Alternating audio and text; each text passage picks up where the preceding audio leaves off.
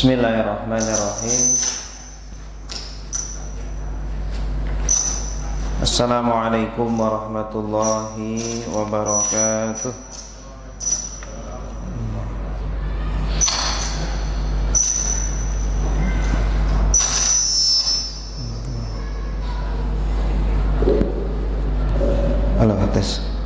Alhamdulillah wassalatu wassalamu ala Rasulillah wa ala alihi wa sahbihi wa man walah, amma ba'du.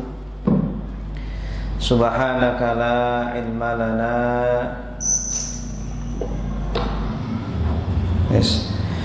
Subhanaka la ilma lana illa ma 'allamtana innaka antal alimul hakim. Wa tub 'alaina innaka antat tawwabur rahim. Rabbi shrah li sadri wa yassir li amri wahlul 'uqdatam min lisani yafqahu qawli.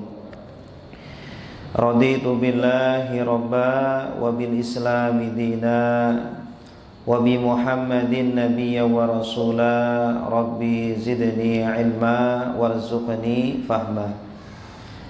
Bismillahilladzi la yadurru ma'asmihi syai'un fil ardi wala fis samai wa huwas sami'ul alim.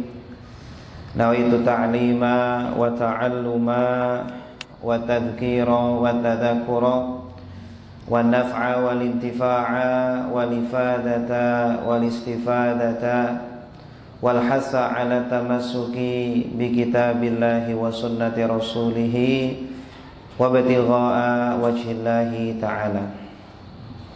Jamaah salat maghrib Masjid Al-Mubasyirin, bapak-bapak, ibu-ibu, kaum muslimin, muslimat, mu'takifin, mu'takifat semuanya ya. Semoga selalu diberikan sehat wal afiat, selalu diberikan rahmat. Semoga kita semuanya selalu dalam istiqomah beribadah menyembah kepada Allah Subhanahu wa ta'ala. Alhamdulillah, di malam hari ini kita bisa kembali melanjutkan majelis ilmu kita, majelis kitab Al-Kabair kalangan Al-Imam Adz-Dzahabi rahimahullahu ta'ala rahmatan wasi'ah. Salawat serta salam semoga selalu tercurahkan kepada Nabi mulia, kekasih kita semuanya, Nabi Muhammad sallallahu alaihi wasallam. Semoga kita setia menjadi umatnya, senantiasa mempelajari dan mengamalkan sunnah-sunnahnya hingga hari akhir. Amin ya rabbal alamin. Bapak Ibu yang dimuliakan Allah, insyaallah pada malam hari ini kita akan melanjutkan kajian kitab Al-Kabair, membahas tentang dosa-dosa besar. Pada pertemuan ini insyaallah kita masuk dosa besar yang ke-36. Al-Kabiratu as-sadisatu wassalasun. Dosa besar yang ke-36. Apa itu dosa besar yang ke-36? Yaitu adamut tanazzuhi minal bauli. Tidak berbesih ya, tidak cebok dari pipis atau dari kencing ya. Setelah kita kencing, maka diperintahkan di dalam Islam untuk membersihkan bekas dari buang hajat kita. Wa huwa syi'arun Nasara, dan ini merupakan simbol orang-orang Nasrani gitu. Baik Bapak Ibu yang dimuliakan Allah, agama Islam adalah agama kebersihan ya. Agama yang sangat mencintai sekali terhadap kebersihan, terhadap kesucian begitu. Baik, bahkan ya di antara perintah yang pertama yang awal-awal turun kepada Nabi kita Nabi Muhammad sallallahu alaihi wasallam ya. Ketika beliau mendapatkan wahyu ya, perintah pertamanya adalah Iqra ya. Bacalah bismi rabbikal ladzi khalaq. Kemudian berikutnya turun ya, ada surah-surah yang awal turun, diantaranya adalah surah Al-Muddatsir. Ya ayyuhal muddatsir qum fa'anzir wa thiyabaka fatahhir, ya. Wahai orang yang berselimut, ya, kum fa'angdir, bangunlah, maka lalu berilah peringatan. Setelah Nabi mendapatkan wahyu, maka diperintahkan untuk menyampaikan wahyu tersebut setidaknya kepada keluarganya, orang terdekatnya. Nah, setelah itu apa perintahnya? Wa thiyabaka fatahhir, dan sucikanlah bajumu, ya. Ini menunjukkan bahwa bersuci atau kebersihan, ya, kesucian di dalam Islam ini memiliki posisi yang sangat penting, ya. Artinya seorang muslim, ya, semakin baik dia Islamnya, maka akan semakin menjaga kebersihan, baik kebersihan badannya, pakaiannya, rumahnya, ya, tempat ibadahnya ini. Karena kebersihan merupakan syiar, ya, merupakan simbol umat muslim, ya.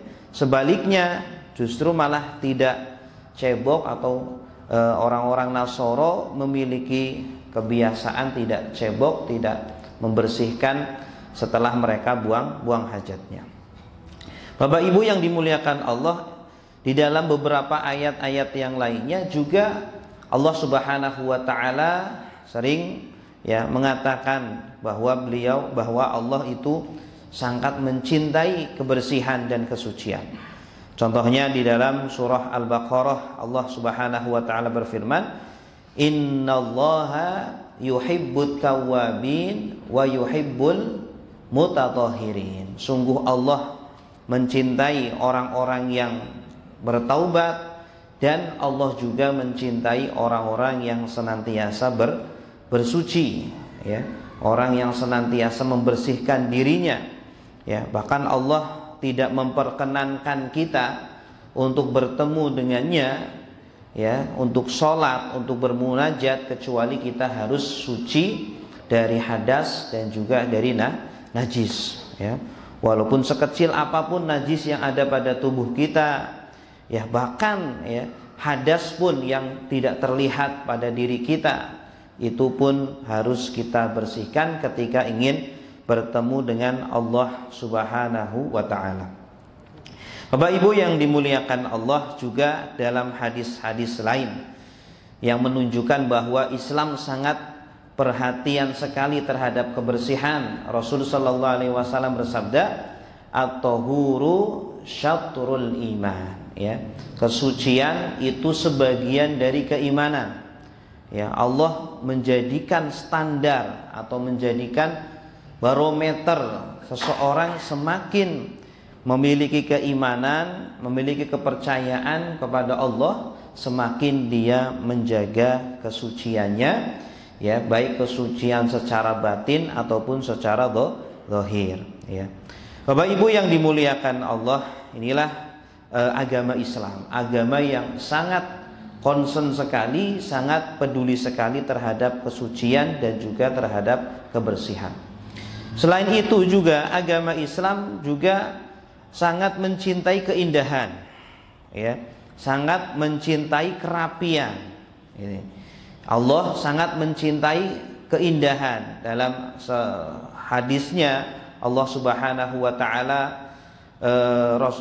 Rasulullah sallallahu alaihi wasallam bersabda, "Innallaha jamilun yuhibbul jamal." Ya, sesungguhnya Allah ini maha indah. Ya, Allah ini maha indah, sempurna, dan fitrah manusia akan cinta dengan segala macam keindahan. Wa yuhibbul jamal, dan Allah juga mencintai keindahan. Ya, hadis ini berkaitan dulu di zaman Nabi ada orang yang datang kepada Nabi Shallallahu Alaihi Wasallam, ya, bertanya. Ya, kata Nabi kan, la yadkhulul jannata man kana fi qalbihi mithqalu dzarratin min kibrin. Ya. Tidak akan masuk ke dalam surga orang yang di dalam hatinya itu ada sekecil dzarrah. Dzarrah ini benda yang paling terkecil, Pak, ya. Kalau bisa dikatakan lebih kecil daripada virus COVID, gitu ya, yang tidak bisa dilihat dengan mikroskop, lebih kecil lagi. Mithqalu dzarrah, tidak akan masuk ke dalam surga Orang yang di dalam hatinya ada sekecil dzarrah dari rasa sombong, ya, dari rasa sombong, merasa lebih baik, merasa lebih pintar, ya, lebih bertakwa, ya, lebih kaya daripada orang lain, seperti itu. Kemudian ada orang yang bertanya kepada Rasul, wahai Rasul, ya, saya sesungguhnya itu mencintai baju yang bagus, saya juga mencintai sendal yang bagus, ya. Gimana nih? Kira-kira saya itu termasuk sombong atau tidak? Ketika saya suka dengan pakaian yang bagus, ya, mungkin yang agak mahal, baju, celana ataupun sendal yang mahal, apakah itu termasuk sombong? Maka kemudian Rasulullah SAW menjawab, Innallaha jamilun yuhibbul jamal. Sesungguhnya Allah itu maha indah dan mencintai keindahan, ya. Asalkan ketika kita menggunakan baju yang bagus atau sendal yang bagus, niatnya bukan sombong, bukan pamer, ya. Niatnya memang karena ingin menyesuaikan dengan hadis Rasulullah bahwa Allah Subhanahu wa taala mencintai keindahan, suka kalau hambanya itu memperlihatkan nikmat Allah yang telah diberikan kepadanya, seperti itu. Maka itu bukan termasuk kesombongan. Ya, bahkan Rasulullah kemudian memperjelas, ya, bahwa kesombongan itu adalah al-kibru batorul haqqi, ya. Yang dinamakan kesombongan hakiki sebenarnya adalah menolak kebenaran wa ghamtun nas, dan meremehkan manusia. Ya, sudah diberikan kebenaran, sudah disodorkan bukti-bukti, tetapi dia menolak, ya, berdebat, ya, sampai sampai berbusa-busa, sudah diperlihatkan dalilnya tetapi tidak mau menerima. Nah, itu namanya sombong. Wa ghamtun nas, dan meremehkan atau merendahkan manusia. Bapak Ibu yang dimuliakan Allah, bahkan Rasulullah SAW juga bersabda, Man kana lahu sya'run falyukrimhu, ya. Hadis riwayat Abu Dawud. Barang siapa yang memiliki rambut, ya, Allah muliakan dia dengan rambut, karena tidak semua orang memiliki rambut, Pak, ya. Maka kata Rasulullah, muliakanlah rambut itu, ya, rapikan, ya, kalau terlalu panjang kemudian dicukur, disampoi, ya, muliakanlah rambut tersebut. Ini menunjukkan bahwa agama Islam adalah agama yang sangat concern, sangat peduli sekali dengan keindahan, ya, dengan kerapian, juga sangat peduli sekali dengan kesucian dan kebersihan. Bapak Ibu yang dimuliakan Allah, selain itu Islam juga sangat mencintai dengan hal-hal yang wangi, ya. Hal-hal yang sifatnya wangi, sudah bersih, ya, kemudian rapi, bagus, dan juga yang sifatnya wangi. Dalam sebuah hadis Rasulullah sallallahu alaihi wasallam bersabda, Innama hubbiba ilayya min dunyakum an-nisa wat-tib, ya. Sesungguhnya dijadikan cinta kepadaku dari dunia kalian, artinya Rasul itu suka dari dunia hanya dua, ya, yaitu at-tib, an-nisa, yaitu an-nisa, wanita. Artinya beliau sangat memuliakan wanita, karena sebelum datangnya Nabi itu wanita sangat ditindas, begitu, ya, dieksploitasi, direndahkan, bahkan dibenci. Kalau orang lahir ternyata anaknya perempuan, sampai kemudian dikubur hidup-hidup, begitu, ya. Kemudian datanglah Nabi memuliakan manusia dengan beliau mencintai, memuliakan wanita, dengan beliau kemudian mendeklarasikan beliau sangat cinta sekali dengan wanita, ya. Tapi jangan salah artikan bahwa Nabi naudzubillah, ya, gila dengan wanita, tidak. Tapi beliau menyayangi terhadap wanita, begitu, ya. Kemudian yang kedua adalah watib, dan Nabi SAW dijadikan cinta oleh Allah Subhanahu wa taala terhadap minyak wangi, ya. Bahkan dalam satu riwayat Rasulullah kalau pakai minyak wangi itu, ya, dari ujung rambut sampai ujung kakinya semuanya ada minyak wanginya. Bahkan para sahabat ini ketika bersalaman dengan Rasulullah SAW, ya, tangannya itu ikut wangi sampai berhari-hari. Inilah Rasulullah Sallallahu Alaihi Wasallam. Baik Bapak Ibu yang dimuliakan Allah, kembali ke hadis ini. Jadi bahkan di Eropa ya, kalau saja ada orientalis yang mengatakan bahwa kalau saja Islam itu pada abad-abad pertengahan tidak masuk ke Spanyol, tidak masuk ke Eropa, bisa jadi seluruh orang Eropa itu nggak tahu yang namanya bersuci, Pak. Seluruh orang Eropa itu nggak tahu yang namanya cebok dengan air, ya. Bahkan sampai sekarang pun banyak ya mereka yang ketika cebok itu tidak menggunakan air, hanya menggunakan tisu seperti itu, ya. Dan memang itu merupakan syiar mereka, salah satu simbol mereka. Bahkan ketika di antara wilayah mereka pernah dibuka oleh kaum muslimin, ya, bentengnya dikuasai oleh kaum muslimin, kemudian masuk ke tempat-tempat mereka di gedung di bentengnya yang sangat kokoh, kemudian bertemu dengan orang-orang Eropa itu baunya luar biasa, ya. Bahkan mereka kadang kalau pipis itu di tembok-tembok begitu. Kemudian ketika pipis ya udah memasukkan kemaluannya tanpa cebok sehingga baunya luar biasa ini. Kemudian datanglah Islam ke Spanyol, akhirnya mereka belajar tentang Islam, kemudian juga belajar tentang sains, ya. Dan sains itu asal mulanya dari para ulama-ulama muslim. Kemudian mereka mengembangkannya sehingga mereka menjadi negara-negara yang maju seperti itu. Kata orientalis ini, seandainya saja ya Islam tidak masuk ke Eropa pada abad pertengahan itu, ketika Islam masuk ke Spanyol, mungkin Eropa sampai sekarang masih berada di keterbelakangan, berada dalam kegelapan begitu. Baik Bapak Ibu yang dimuliakan Allah, kita akan baca hadis yang ada di dalam kitab ini, kitab Al-Kabair. Sini disebutkan bahwa tidak cebok ya setelah buang air kecil atau buang hajat, ini termasuk dosa besar, ya. Hadisnya adalah riwayat sahabat mulia Abdullah ibni Mas'ud radhiyallahu anhuma. Maron Nabi sallallahu alaihi wasallam biqabrain, ya. Suatu ketika Nabi SAW melewati dua kuburan, sedang jalan kemudian melewati dua kuburan. Lalu Nabi mengatakan, faqala innahuma la yu'adzaban, ya. Nabi berkata kepada sahabat yang di sampingnya, sungguh dua penghuni kubur itu sedang diazab, ya. Wa ma yu'adzabani fi kabir, dan tidaklah keduanya diazab ya karena dosa besar, ya.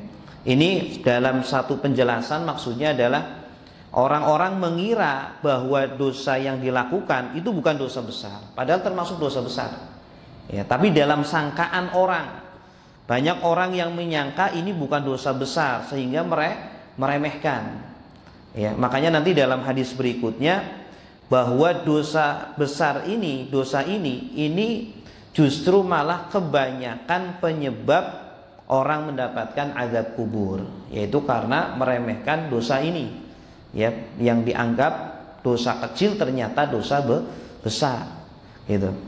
Nah, amma ahadukuma, kenapa dua kuburan ini diazab? Adapun salah satunya fakana yamshi bin namimah, yaitu karena dia senang menyebarkan berita bohong.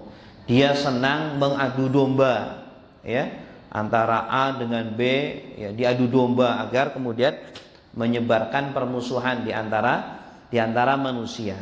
Ini. Kemudian yang kedua, wa ammal akharu, adapun yang lain, yang satunya, fakana la yastabri'u minal bauli, karena dia tidak istibra, ya.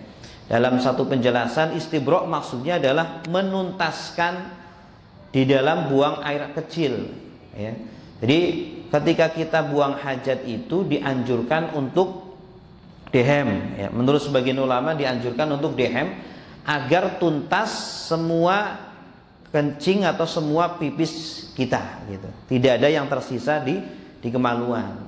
Karena ditakutkan kalau tersisa nanti keluar sedangkan kita sudah selesai, sudah cebok ya. Setelah itu kita ke masjid ternyata keluar lagi gitu. Makanya dianjurkan untuk istibro atau menuntaskan pipis kita ya. Bisa diurut kecil-kecil lah seperti itu, atau dengan dehem sebanyak 3 kali gitu ya. Itu tujuannya adalah untuk menuntaskan pipis yang ada di kemaluan kita seperti itu. Ada yang berpandangan istibro di sini maksudnya adalah menjaga dari najis ya. Makanya hati-hati ketika kita buang hajat. Jangan asal, mohon maaf ya, asal keluar kemudian sampai memercikan ke sarung kita atau ke celana kita ya, atau ke kaki kita kemudian tidak terbasuh begitu ya. Itu dihitung najis, dan kalau najis maka sholat kita tidak sah gitu itu. Jadi kita sebagai kaum muslimin harus lebih hati-hati lagi, jangan meremehkan permasalahan ini, karena kebanyakan orang meremehkan akhirnya kemudian diadzab ya, meremehkan karena mungkin mengira ini adalah dosa kecil padahal ini termasuk dosa besar. Baik Bapak Ibu yang dimuliakan Allah, inilah berkaitan dengan istibra atau berkaitan dengan bersuci dari membuang hajat. Kemudian juga dalam hadis lain dijelaskan, warawal hafidh Abu Nuaim fil Hilyah an Syaqi ibn Mati' al-Asbuhi an Rasulullah sallallahu alaihi wasallam, bahwa Rasul sallallahu alaihi wasallam berkata, arba'atun yu'dzuna ahlan nar ya. Ada 4 orang yang mereka itu mengganggu terhadap para penduduk neraka. Ya, penduduk neraka kan ini sudah diazab, masih juga ada yang ganggu pula. Ya, ada 4 orang yang bikin bising atau bikin gangguan kepada penduduk neraka. Alama bihim minal adza, padahal mereka penduduk neraka itu sudah diazab, tetap aja masih diganggu oleh 4 orang ini gitu.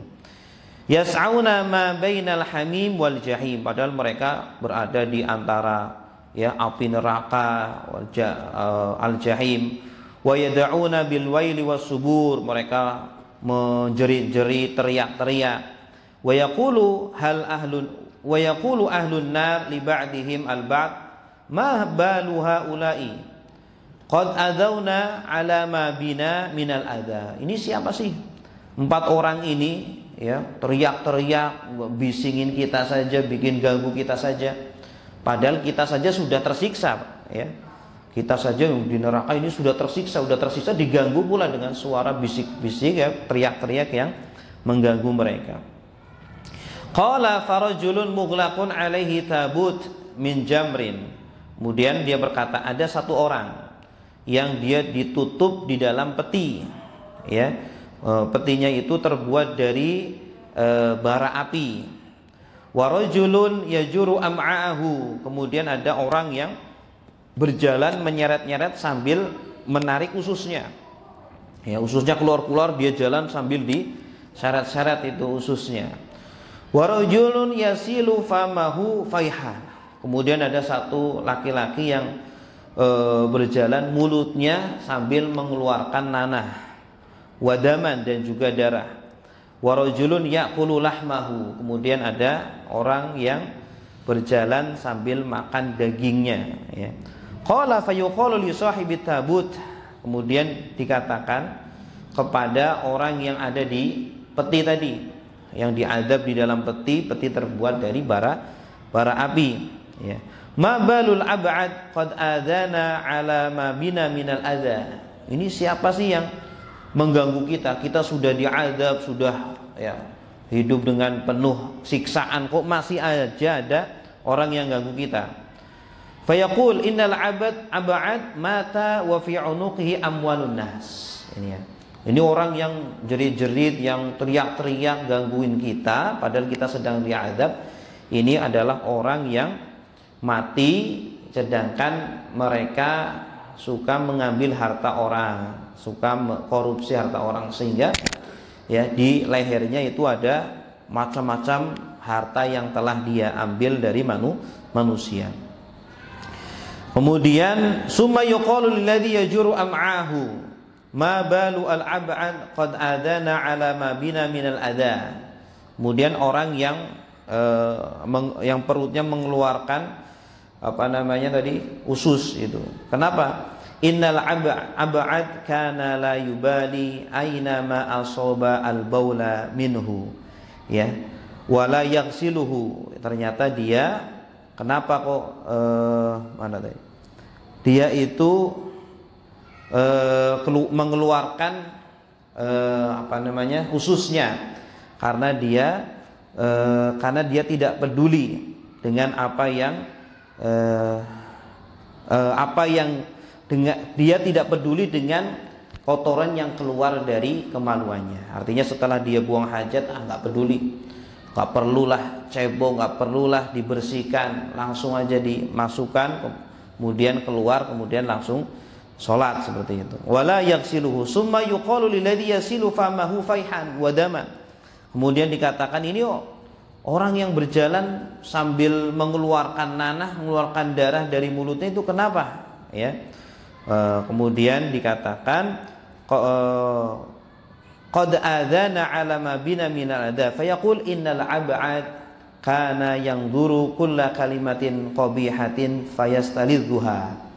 Ya, yang berjalan sambil mengeluarkan nanah, sambil mengeluarkan darah, ternyata dia itu di dunia ya suka mendengarkan kalimat-kalimat atau mendengarkan kata-kata yang isinya adalah ghibah, isinya adalah membicarakan keburukan orang lain atau suka memfitnah. Kemudian dia justru merasa nikmat ya dengan mendengarkan itu, senang ya, malah penasaran gimana lagi ya. Ingin lebih lagi dan lebih lagi. Dalam satu riwayat kana yaqulu luhuman nas ya. Dulu di dunia dia suka makan dagingnya manusia ya. Artinya suka berghibah. Ini orang yang ghibah ini kan seperti makan darahnya, bangkainya orang saudaranya. Wa yamshi bin namimah, bahkan dia suka menyebarkan berita bohong. Dia suka mengadu domba.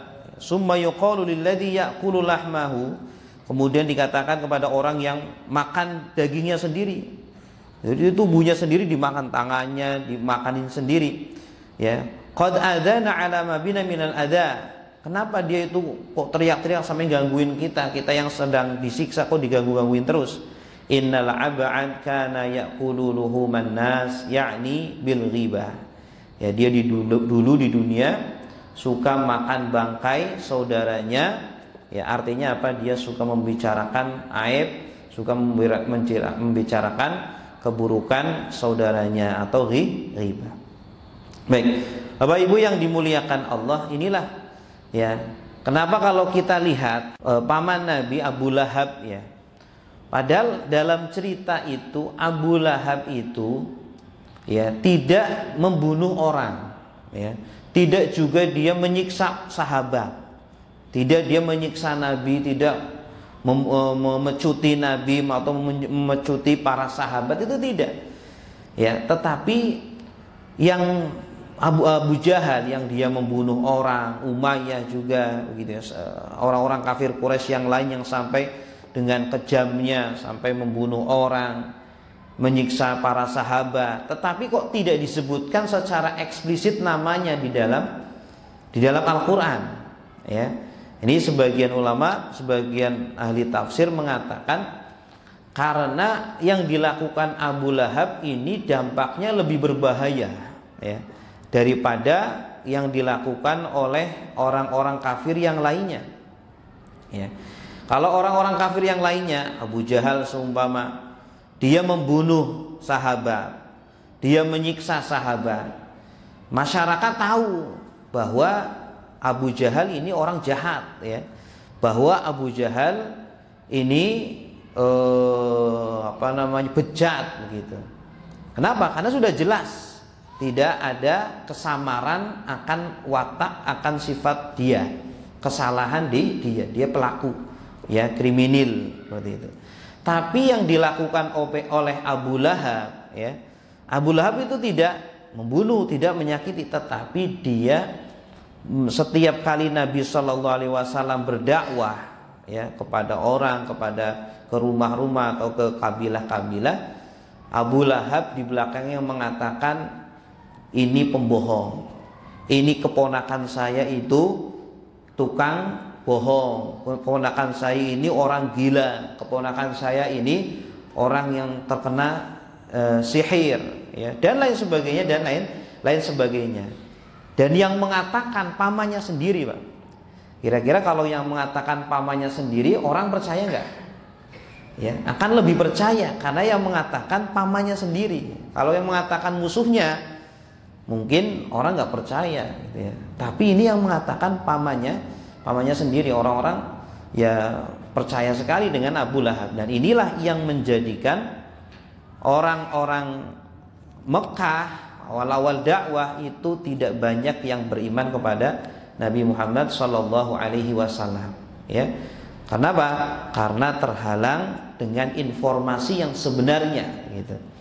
Jangan sampai kita, ya, mungkin sangat anti sekali dengan membunuh, sangat anti sekali dengan menyakiti orang lain, tetapi kita mudah sekali menyebarkan berita-berita bohong, berita-berita yang hoax, ya, atau memfitnah, sehingga banyak orang-orang yang terhalang atau tertutupi dari berita yang sebenarnya, gitu ya. Makanya kita minta kepada Allah Subhanahu wa taala agar apa? Ditunjukkan di zaman fitnah seperti sekarang, agar ditunjukkan oleh Allah mana yang benar. Karena terkadang kebenaran itu betul-betul tertutup, ya. Walaupun ini zamannya informasi terbuka lebar-lebar, ya, media sosial terbuka lebar-lebar, tetapi tidak menutup kemungkinan betapa banyak media-media yang sudah dikuasai oleh orang-orang yang tidak berniat baik, ya, sehingga kebenaran seolah-olah yaitu batil dan kebatilan seolah-olah itu yang benar, gitu. Makanya kita banyak berdoa, Rabbana arinal haqqo haqqon warzuqna ittiba'ah wa arinal batila batilan warzuqna ijtinabah. Ya Allah, ya, perlihatkanlah, tunjukkanlah kepada kami yang hak itu benar-benar hak, ya, yang hak itu benar-benar hak. Ketika kita sudah tahu, ya Allah, jadikanlah kami termasuk yang mengikuti kebenaran itu. Karena ada orang yang dibukakan kebenaran, ini yang benar seperti ini, ya, tetapi karena tergoda dengan dunia, tergoda dengan jabatan, tergoda dengan harta, dengan wanita, akhirnya tidak mengikuti kebenaran, ya. Kemudian Rabbana arinal batila batila, ya Allah, tunjukkanlah yang batil ya batil, ya, benar-benar nyata di hadapan kita. Warzuqna ijtinabah, dan jadikanlah kami atau berilah kami untuk kekuatan untuk bisa menjauhi kebatilan tersebut, ya. Banyak orang yang tahu kebatilan, ini batil ini. Saya tahu ini benar-benar kelompok tidak benar, ya, kelompok jahat. Tapi saya mau keluar gak bisa. Banyak yang tersandra, banyak yang masuk ke dalam kebatilan, dia mau keluar tidak berani atau tidak bisa. Nah, kita minta kepada Allah Subhanahu wa taala agar diberikan kemampuan, kekuatan bisa keluar dari kebatilan. Kalau seumpama kita sedang terpenjara atau tersandra dalam kebatilan, ya, ketika kita sudah tahu kebenaran, semoga Allah memberikan kekuatan kepada kita semuanya agar bisa mengikuti kebenaran itu. Baik Bapak Ibu yang dimuliakan Allah, maka ya perbuatan namimah ini, selain dosanya sangat besar, perlu diketahui kaidah dalam Islam itu dosa ataupun ibadah ketika ibadah atau dosa itu hanya berkaitan dengan diri sendiri, itu nilainya rendah ya, atau nilainya tidak sebesar ketika ibadah atau dosa yang sifatnya menyebar ya. Ketika kita berbuat baik nih, perbuatan baik itu hanya terbatas untuk diri kita saja. Hanya sholat kan untuk kebaikan diri kita, baca Al-Quran untuk diri kita, itu pahalanya ya segitu-gitu aja ya. Tetapi kalau kebaikan yang menyebar kepada orang lain, yang dirasakan juga oleh orang lain, maka pahalanya akan semakin besar ya. Kita bantu orang lain dalam kesusahan, memberi makan, memberi baju, memberi ilmu, bantuan, ini pahalanya lebih besar daripada ibadah yang hanya terbatas pada diri kita. Ibadah sosial lebih besar pahalanya. Begitupun ya, maksiat yang sifatnya hanya terbatas untuk kita ya, dosanya lebih kecil dan lebih mudah untuk taubatnya ya. Seumpama kita berbuat dosa untuk diri sendiri, kita minum minuman keras umpama, dosanya untuk diri kita saja gitu.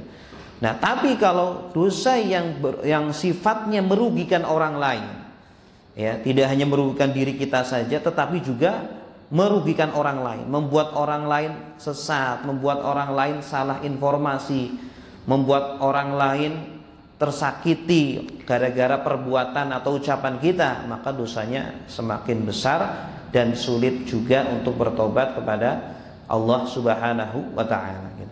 Makanya dalam sebuah hadis ini hati-hati, kata Nabi sallallahu alaihi wasallam, "Ma min dzambin ajdaru an yu'ajjilallahu ta'ala li sahibihi ya al-uqubata fid dunya ma'a ma yadakhiru lahu fil akhirah mislu al-baghi wa qati'atir rahim." Tidak ada dosa yang lebih layak ya untuk Allah segerakan hukumannya di dunia ya. Artinya ada beberapa dosa, Pak, ada beberapa maksiat yang hukumannya itu sudah disegerakan oleh Allah di dunia, sebelum nanti juga di akhirat dia akan mendapatkan itu ya. Ada dosa-dosa yang seperti itu, tidak ada yang lebih layak untuk didahulukan hukumannya minal baghi ya, dari perbuatan al-baghi. Baghi itu perbuatan mendolimi orang lain, berbuat merugikan orang lain. Itu biasanya ya akibatnya hukumannya itu disegerakan di dunia. Artinya dikasih DP-nya sama Allah Subhanahu wa ta'ala di dunia, sebelum nanti di akhirat dia juga akan mendapatkan akibatnya. Wa qati'atir rahim, dan yang kedua adalah memutus silaturahim ya. Sebaliknya tidak ada ya ketaatan yang lebih layak untuk disegerakan balasannya oleh Allah di dunia selain mislul birri ya wasilatir rahim ya. Artinya ada perbuatan baik, ada ibadah yang paling layak oleh Allah Subhanahu wa ta'ala untuk disegerakan balasannya di dunia, tidak lain dua. Yang pertama adalah albir ya, berbuat baik kepada orang lain ya, menolong kepada orang lain. Jadi bir ini tidak hanya berbuat baik untuk diri kita saja, tidak terbatas ya, bukan ibadah yang terbatas untuk diri kita. Ibadah terbatas apa contohnya? Seperti sholat, baca Al-Quran, itu baik, tapi apa kebaikannya paling hanya untuk diri kita. Tapi yang dimaksud albir di sini adalah perbuatan baik yang kebaikannya itu dirasakan oleh kita dan juga dirasakan oleh orang di sekitar kita. Ya, kita memberikan bantuan makanan, bantuan minuman, ya, obat, memberikan ilmu apa. Nah, itu adalah albir. Nah, itu balasan kebaikannya akan disegerakan oleh Allah Subhanahu wa ta'ala di dunia. DP-nya Allah kasih di dunia. Selain juga nanti di akhirat juga Allah siapkan balasan terbaik gitu ya. Wasilaturrahim, dan juga balasan silaturahim.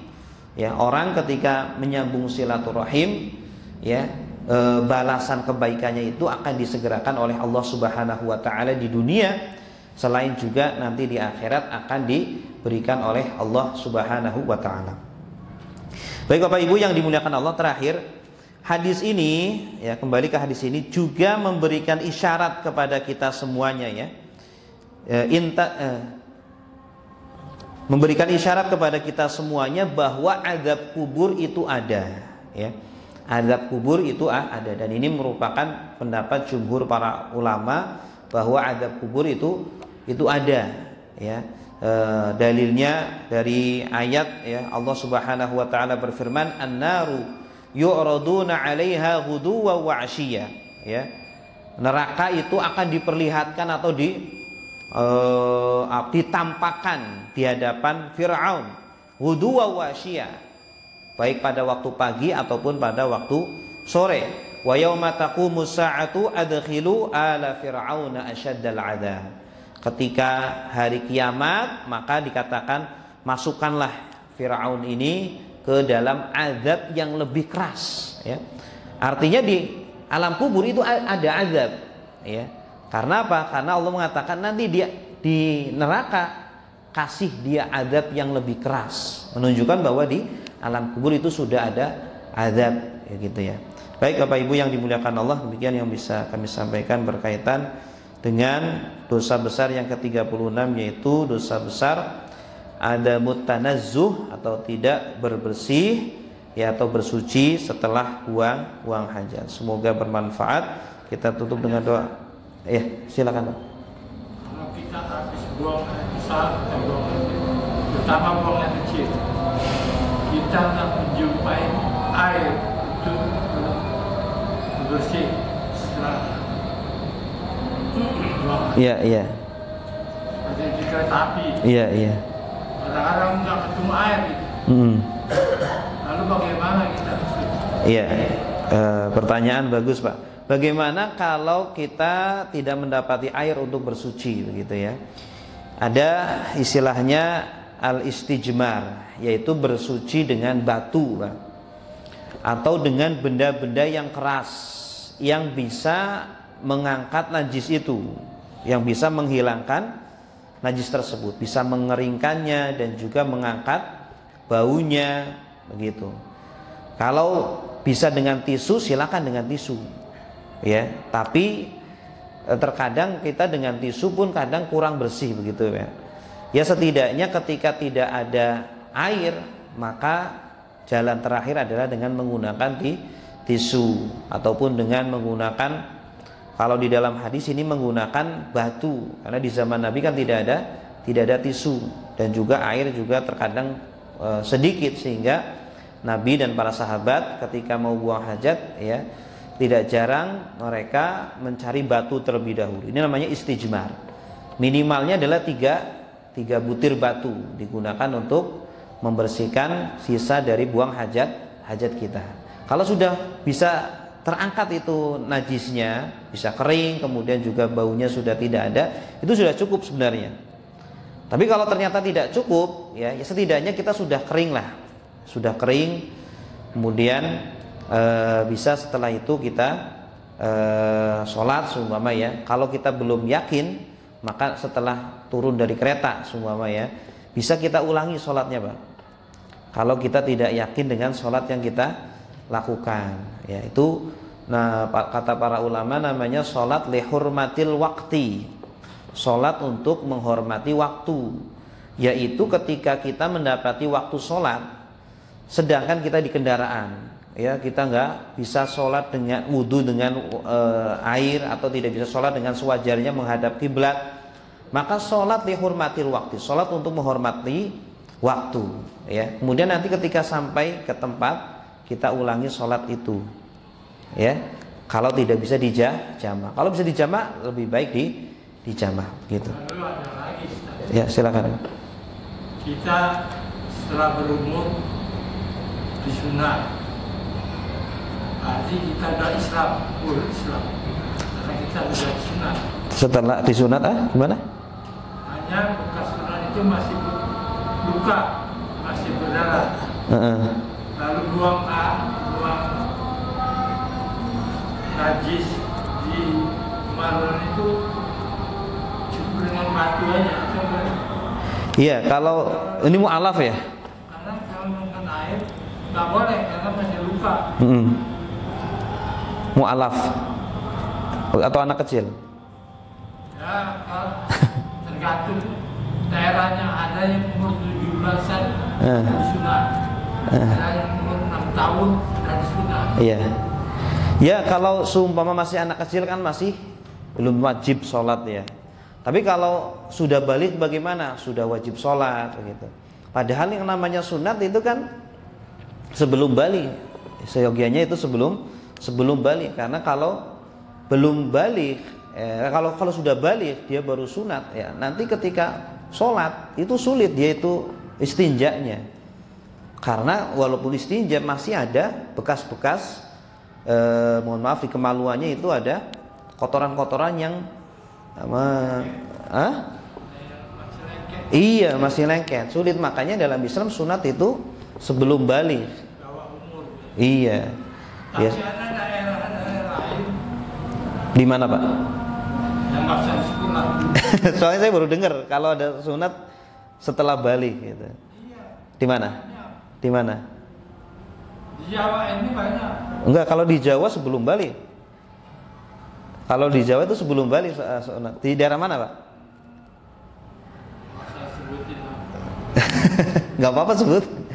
Kalau sumama terjadi begitu ya, mungkin orang mu'alaf baru masuk Islam kemudian sunat begitu ya, maka ya sebisanya, cara berbersihnya sebisanya, yaitu kalau tidak bisa terkena air maka bisa dengan istijmar ya, bersuci dengan menggunakan batu 3 biji ya, atau dengan menggunakan tisu ya, sekiranya hilang basahnya, najisnya, baunya ya, rasanya, 3 unsur ini sudah hilang maka sudah bisa gitu Pak.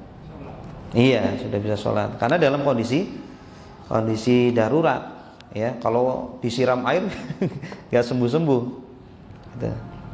Ada lagi? Sudah ya.